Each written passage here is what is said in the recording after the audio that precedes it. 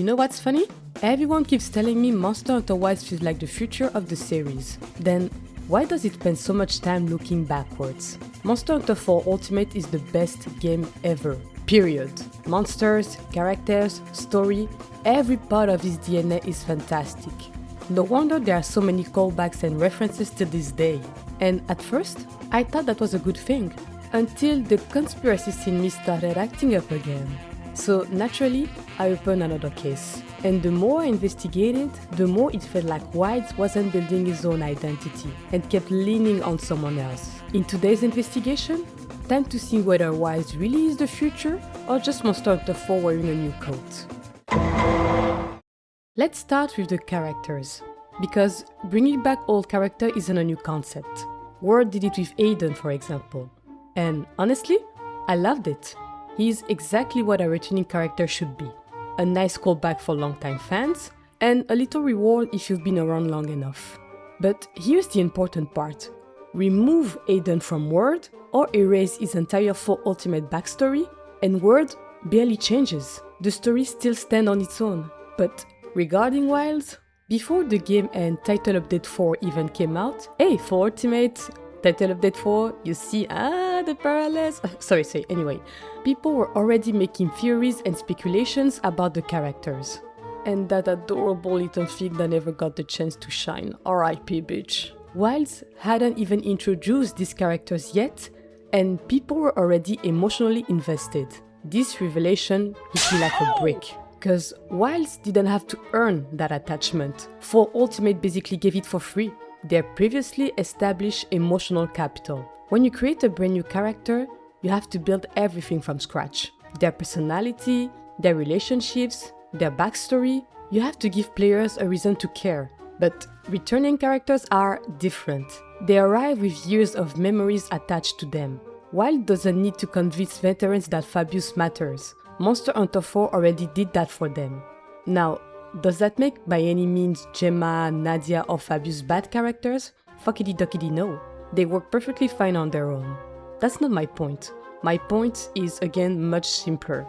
Wilds immediately benefit from emotional investment that another game spent years building. It makes you ask really, who carries the story emotionally? Now, let's move on to the monsters. And before someone rushes to the comments, I'm not saying that Monster Hunter bringing back old monster is suspicious. It's tradition. If I started accusing Capcom every time Rathalos came back, I'd have enough investigation to retire by next Tuesday.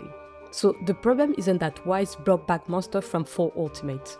The problem is which monster it chose and what it asked them to carry. So far, Wilds has brought back 3 monsters that made their debut in Monster Hunter 4 Ultimate. Gormagala, Seregios, and Gogmazios. Perfectly reasonable. 3 monsters out of a dozens. Hardly a crime. Unless we consider the decision to ignore Zamtrius and Tetsukabra. But again, I was told never to put salt on an open wound.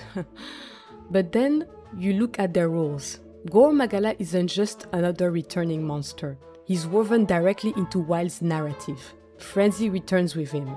An entire story revolves around his presence. Remove Gore and Wild suddenly has a huge hole to fill.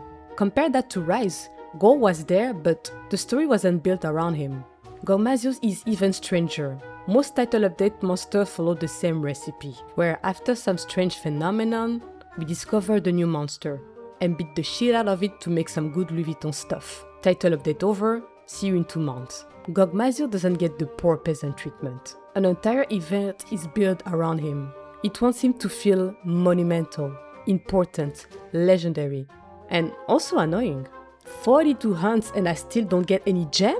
This thing is huge like a diamond mine in Congo. How can I only get Wild isn't simply bringing back monsters. It's giving them some of the biggest narrative responsibilities in the game. Meanwhile, Seregios is just, well, Seregios. My only consolation is that it's treated exactly as it should be. And reasons. My conclusion here is, when Wilds need a powerful moment, it seems to look behind for answers. And hold the fuck on because we're not done yet. I agree. Until this point, you could argue that everything we've seen is just pure nostalgia. Returning characters, returning monsters, fair enough. But then, I started looking at the stories themselves, and oh boy, shit got weird. Think about your role as a hunter in 4 Ultimate. You aren't chasing Gore Magala from the get-go. You're simply traveling with a caravan, exploring new lands, solving small problems, meeting new people. Then, Gore appears, and little by little, the mystery grows alongside your journey. Now, look at Wilds. You arrive in an unexplored region. You travel from settlement to settlement, following clues, trying to understand what happened to Nata's people. And just like before, one creature keeps crossing your path. Neither game is really about hunting one monster. They're about discovering a world, with one specific creature slowly becoming the thread connecting everything together. Suspicious, right? Now let me tell you the story of a famous Monster Hunter creature. Throughout the entire game, it keeps crossing paths with the hunter. Every encounter changes both of them. You grow stronger, so does it.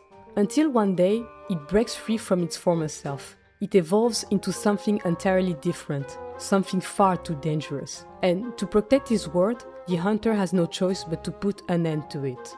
Pretty cool summary of Gore Magala, right? Well, I was actually talking about Arkveld. I already see it coming again, bit of foresight, but I'm not saying that Arkveld is just Gore Magala 2.0. But it's hard to ignore how familiar this narrative structure felt. So, did Monster Hunter 4 Ultimate ruin Monster Hunter Wilds? Surprise, surprise, the answer is no. I don't think it's that simple. In fact, I don't even think Monster Hunter 4 is the problem. 4 Ultimate is one of the greatest games this franchise has ever produced. Of course, Capcom would want to celebrate it, bring back its monsters, revisit its character, honor its legacy. None of that bothers me.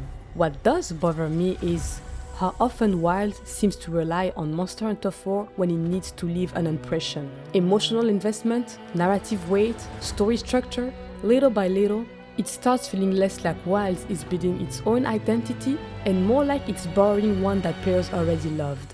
That's the difference between inspiration and dependence. And I honestly don't know where Wild sits on that line yet. Maybe the expansion will prove me completely wrong. Maybe future updates will finally let Wild stand entirely on its own. I genuinely hope they do, because I don't want Monster Hunter Wilds to be remembered as the game that reminded us how great Monster Hunter 4 Ultimate was. I want it to become the game future players keep looking back to. Until then, the case remains open. Detective Zwanze will keep investigating. See ya, losers.